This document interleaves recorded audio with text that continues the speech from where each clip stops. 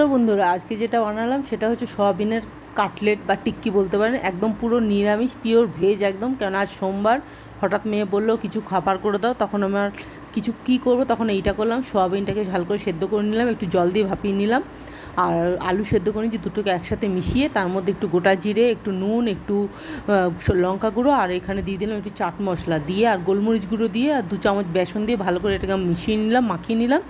একটা মণ্ড তৈরি হলো, সেখান থেকে ছোট ছোট টিকিয়ার আকারে কেটে নিলাম।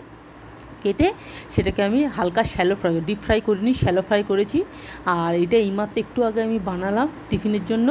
আর এটাতে পেঁয়াজ রসুন, আর এখানকার সয়াবিনটা একটু অন্যরকম। এখানকার সয়াবিনটা একটুখানি মানে জল দিলে না পুরো একদম নরম, একদম পাতলা প্যাতে কেমন একটা বিচ্ছিরি হয়ে যায়। তো সেইটা দিয়ে আমি এটা বানালাম, খেতে সত্যি সুন্দর হয়েছিল। পিওর ভেজ, মানে পুরো নিরামিষ করেছিলাম। পারলে এটা আপনারা আদা পেঁয়াজ রসুন দিয়েও করতে পারেন। তো আমি এটা করলাম। এটাকে আমি, যেহেতু আজকে সোমবার, টমেটো সস খাবো না, তাই মেয়োনিজ দিয়ে পরিবেশন করলাম। ধন্যবাদ।